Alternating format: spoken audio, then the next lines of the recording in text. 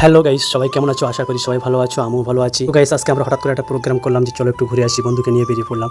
তো এটা কোথায় তোমরা তো দেখেই চিনতে পারছো, এটা বেড়াচাপা বয়েজ স্কুল। তো গাইস, আমরা বেরিয়ে পড়লাম, এখনো ঠিক করা হয়নি যে কোথায় আমরা যাবো। এদিকে আছে ফায়ার সার্ভিস অফিস, তোমরা তো দেখেই বুঝতে তো গাইস, পারছো। আজকে বেড়াচাপা চৌমাথাতে প্রচণ্ড জ্যাম ছিল। আজকে যেহেতু জামাই ষষ্ঠী, আজকে প্রচণ্ড পরিমাণে জ্যাম ছিল। তাই আমরা কী করবো, একটু দাঁড়িয়ে গেলাম। এত পরিমাণে গরম পড়ছিল যে সহ্য করা যাচ্ছিল না, কতক্ষণ দাঁড়িয়ে থাকবো। তা কী করলাম, আমরা ধান বাজারের মধ্যে দিয়ে আমরা ঢুকে দিলাম গাড়িটা। তো গাইস, তোমরা অনেকেই জানো বেড়াচাপা মানে আমার শহর। তো আমরা এখনও ঠিক পারিনি কোথায় যাবো, এই গরমে ভালো লাগছে না, তাই বন্ধুকে নিয়ে বেরিয়ে পড়লাম।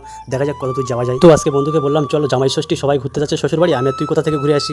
তো হঠাৎ করে যেতে যেতে দেখলাম বড় এক ডাম্পার আমাদের সামনে এসে দাঁড়ালো। আমরা কিছুটা এসে দেখলাম এখানে কালামের দোকান। বন্ধু আজকে বলছিল যে চল খড়িবাড়ির দিকে যাই, এই গরমে ভালো লাগছে না, খড়িবাড়ি গেলে হাওয়াটা ভালো লাগবে, ওখানে মনটা ভালো লাগবে, চল ওদিকে যাই। তো আমি ওকে বললাম না, চল স্বরূপনগরের দিকে যাই। তো তোমরা তো দেখতে পাচ্ছ এটা কচুয়া ধামের মেন গেট, যেটা এটা। তো গাইস, আমরা স্বরূপনগর মার্কেটে পৌঁছে গেলাম। এখানে এসে দেখতে পাচ্ছি এখানেও একটু জ্যাম আছে। তো কি করবো, কিছু করার নেই, এই গরমে জ্যাম ঠেলতেও ভালো লাগছে না। তো গাইস, আমি চুপচাপ বসে আছি। বন্ধু তো একটু রেগে গেল, আমাকে বললো যে তোকে বললাম যে চল খড়িবাড়ির দিকে যাই, ওখানে গেলে ভালো লাগবে, তুই তো আমার কথা শুনলি না।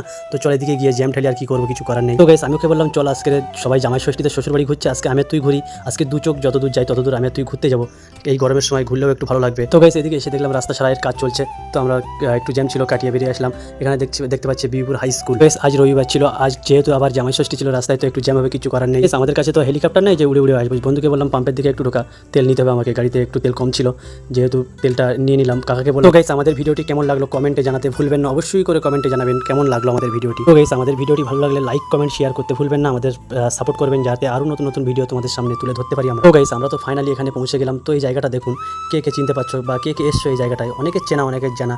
তো কে কে এসছো তোমরা একটু অবশ্যই করে কমেন্টে জানাবেন। তো গাইস, আমরা তো ফাইনালি পৌঁছে গেলাম। তো কে কে বলতে পারো দেখি এই জায়গাটি কোথায় হতে পারে, দেখি। তো গাইস, বন্ধুকে বললাম চল প্রচণ্ড গরম হচ্ছে, একটা কোল্ড ড্রিঙ্কস খাওয়া যাক। তো ফাইনালি আমরা দোকানে চলে এলাম, দাদাকে বললাম একটা কোল্ড ড্রিঙ্কস দাও, দাদা দিয়ে দিল। তো গাইস, বন্ধুকে বললাম তুই ভাঙ প্রথম, ভেঙে তুই আগে খেয়ে নে, তারপর আমি খাবো। তো ঠান্ডাটা খেয়ে একটু ভালো লাগলো নিজেকে। তো আমাদের ভিডিওটি কেমন লেগেছে অবশ্যই জানাবেন। Tata, bye bye.